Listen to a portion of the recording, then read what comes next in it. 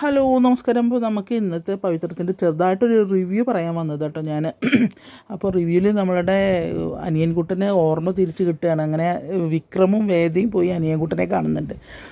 അവർ കാണുമ്പോൾ അനിയൻകുട്ടൻ കരഞ്ഞ് കാരണം അവൻ സ്വപ്നത്തിൽ പോലും കരുതിയില്ല അവൻ തിരിച്ച് ജീവിതം കിട്ടുമെന്ന്. അങ്ങനെ അവരെ കാണുമ്പോൾ കരയും. അപ്പോൾ നമ്മളെ വേദ പറയുന്നത് കരയണ്ട, നീ കണ്ട കാര്യം നിനക്ക് ഓർത്തെടുക്കാൻ പറ്റുമെങ്കിൽ നീ അത് പറ എന്നറിയും. അങ്ങനെ അവൻ സത്യങ്ങളൊക്കെ പറയുകയാണ് വേദയോടും വിക്രമിനോടും, എന്താണെന്ന് അവിടെ സംഭവിച്ചതെന്നുള്ള എല്ലാ കാര്യങ്ങളും വേദയോടും വിക്രമിനോടും പറയുന്നുണ്ട് കേട്ടോ.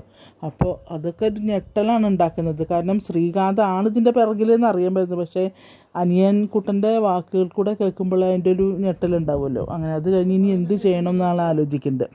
അപ്പോൾ മറ്റേ നമ്മളുടെ വേദ പറയുന്നുണ്ട്, അച്ഛനെ വിളിച്ച അച്ഛനോട് വിവരങ്ങൾ പറയാം.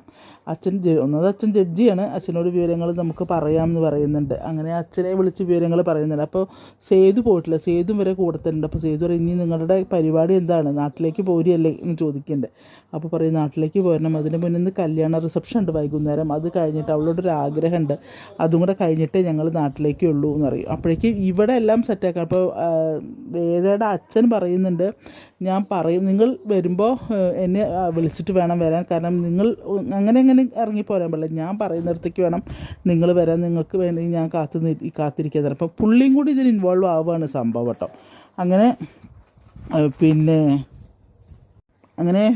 പുള്ളിയും കൂടെ ഇവരുടെ അടുത്ത് പറയുന്നുണ്ട്, നിങ്ങൾ ഞാൻ പറയുന്നിടത്തേക്ക് മാത്രം വന്നാൽ മതി എന്നൊക്കെ പറയുന്നുണ്ട്. അപ്പുറത്ത് വേദയുടെ ഏട്ടനും അമ്മായിയച്ഛനും ഒക്കെ പാടെയൊക്കെ കോപ്പ് കൂട്ടുകയാണ്.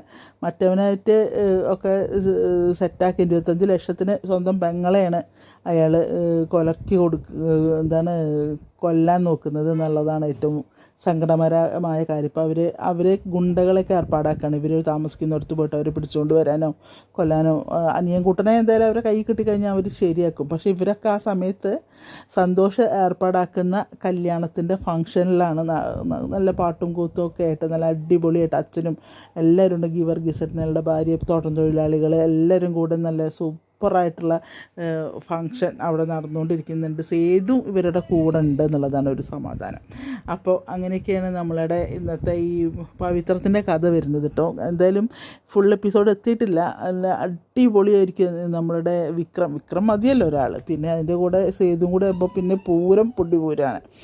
അപ്പോൾ ഇനി ഇവരുടെ കള്ളക്കളികളൊക്കെ പൊളിച്ചെടുക്കാൻ പോവുകയാണ്. ഇനിയിപ്പോൾ നമ്മളുടെ അനിയൻകുട്ടനെ സേഫായിട്ട് അവിടെ എത്തിക്കണം, നാട്ടിലെത്തിക്കണം. അത് അച്ഛൻ്റെ മുന്നിൽ തന്നെ മൊഴി കൊടുക്കുകയും വേണം, ജഡ്ജിയുടെ മുന്നിൽ തന്നെ കൊടുക്കുകയും വേണമല്ലോ മൊഴി. അപ്പോൾ അങ്ങനെയൊക്കെയാണ് കാര്യങ്ങളൊക്കെ നടന്നു പോകുന്നത്. എന്തായാലും ആകാംക്ഷയോടുകൂടി തന്നെയാണ് പവിത്രത്തിൻ്റെ ഓരോ